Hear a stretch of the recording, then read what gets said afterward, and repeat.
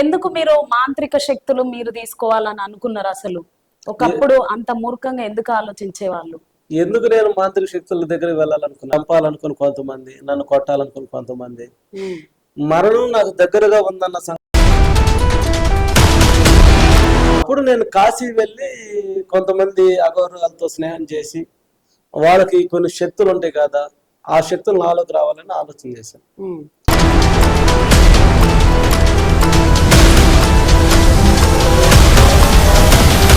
ఆ గుడిసెలకి ఏదన్నా ప్లాన్ చేసిరాము చంపడానికి. వీడు ఆల్రెడీ నిన్ను చంపడానికి వేరే దగ్గర డబ్బులు తీసుకున్నాను. అప్పుడు దాకా నాకు తెలియదు వాడు అటు చేస్తాడని. నేను యారా నేను వాడు పరిగెత్తున్నాడు, వాడు కత్తి ఉంది వెనకాల, వెంటనే కత్తి తీసి అయిపోతే వాడు కట్టుకున్నాడు. కట్టుకొని నా కుడి చేతిలో తీసుకొని కుంకుమ వేసి పచ్చి నిమ్మకాయ తీసుకొని తిప్పుతా, ఆ బొమ్మలు రెండు గాల్లో ఒక అడుగున్నర లేచి నేను ఒక అరడుగు లేసుకొచ్చున్నా.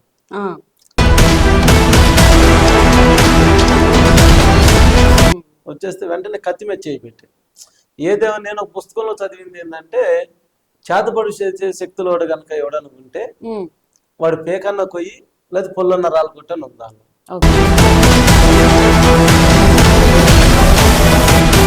అందుకని వాడు పేక కోత అని చెప్పి కత్తి మీద చేయి పెట్టాను.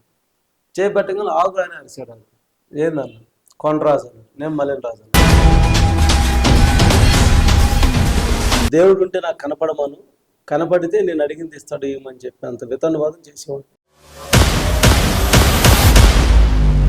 1-2 ప్లేసెస్లలో పాస్టర్ మల్లెల రాజు ఒక హంతకుడు, ఒక రౌడీ, డబ్బులు తీసుకొని పాస్టర్స్ ని సైతం చంపాలనుకున్న వ్యక్తి. అలాగే బైబుల్ చూస్తే ఒంటి మీద చీమలు తేళ్లు పాకుతున్నట్టు అవుతుంది అని ఆలోచించే వ్యక్తి. అలాగే వాళ్ళ మమ్మీ చేతిలో బైబుల్ చూస్తే ఆఖరికి ఆమెను చంపేద్దామా అన్నంత కోపం వచ్చిన వ్యక్తి మన ముందు కూర్చున్నారు. అందుకే ఫస్ట్ లో నేను స్పెషల్ గెస్ట్ అన్నాను. కానీ ఇప్పుడు ఎలా కూర్చున్నారు మన ముంగల అంటే, ఒక సంపూర్ణ క్రైస్తవుడిగా, ఒక పాస్టర్ గా కూర్చుని ఉన్నాడు. సో ఎందుకు సార్ మీరు ఒక రౌడీ, ఒక హంతకుడు, ఒక మాంత్రికుడిగా మారాలనుకొని ఎన్నో విన్నాం మీ గురించి. ఇవన్నీ వాస్తవాలేనా? అసలు రాకముందుకు గతంలో మీరు హిందువా లేకుంటే నాస్తికులా? నేను హేతువాది. హేతువాది అంటే దేవుడు లేడని చెప్పేవాడిని. నాస్తికుడు అంటే